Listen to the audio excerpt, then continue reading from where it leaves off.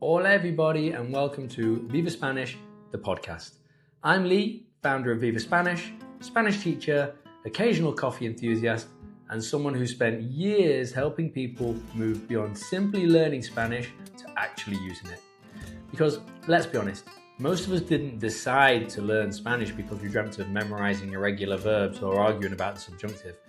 We wanted to order tapas without panicking, chat with locals on holiday, feel more confident when we travel, maybe even build a life in Spain. And that's exactly what this podcast is all about. Each week we'll explore practical Spanish, useful phrases that people really use, insights into Spanish culture and life in Spain, and the lessons I've learned from years of teaching, living in Madrid and helping thousands of students gain confidence speaking the language. Whether you're just starting out with your first hola or you're already comfortably chatting over a café con leche, you're in the right place.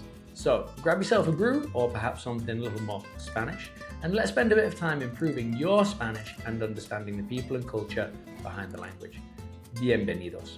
Let's get started. When people find out that I've lived in Spain, they often ask me the same question. What's it like?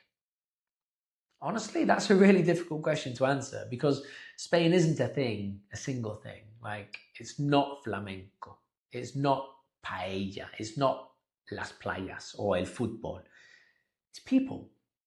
It's experiences, conversations, moments. And some of the biggest lessons that I learned while I was over there had nothing to do with Spanish at all. One of the first things that I noticed was how much more present people seem to be. Not perfect, not enlightened, not floating around dispensing wisdom. Just there in the moment, present. People sat having a coffee without looking at their phones every 30 seconds. People actually talked. They hung around. They lingered. They stayed. They enjoyed where they actually were. So a good phrase for this is, qué bien. How nice. How good. Simple. You hear it all the time. You're telling somebody that you're just visiting Spain. Qué bien. You tell someone you've got some good news. Ay, qué bien. It's positive, it's warm, it's encouraging. It's like a hug in a phrase. And it's very Spanish. I call this que the emphatic que. Qué bien. And one thing I learned in Madrid was that happiness isn't always found in the bigger things. Sometimes it's the ordinary things done well. Like a good coffee, we've spoken about this. A walk, a chat, a lunch with friends, a sunny terrace. And I think so many of us underestimate how powerful ordinary moments can be. Because we're always looking for the extraordinary ones. Do you not think?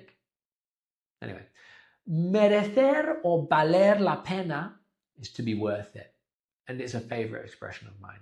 Because anything worthwhile, takes a bit of effort, like Spanish. But merece la pena, vale la pena.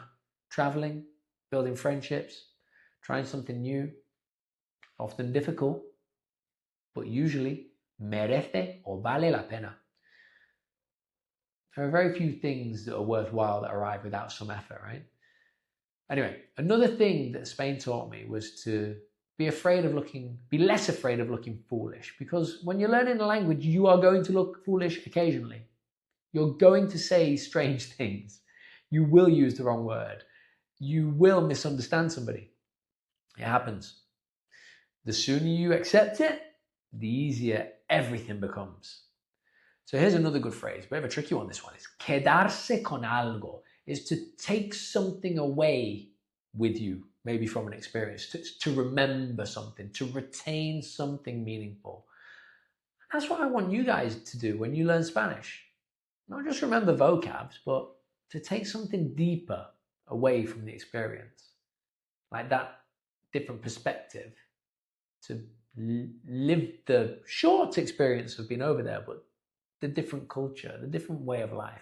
Because ultimately, language learning isn't really about the language. It's about the people.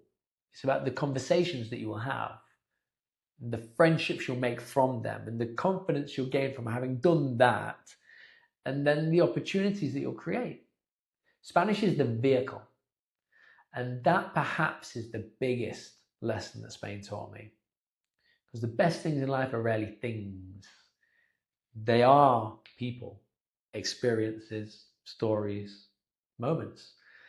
And every now and then, a massive plate of croquetas doesn't hurt either. That's Spain. Just remember, nobody speaks Spanish fluently by waiting until they're ready. So order the coffee, start the conversation, make the mistakes, and enjoy the process. Thank you for spending this time with me. Como siempre, la próxima vez, más y mejor.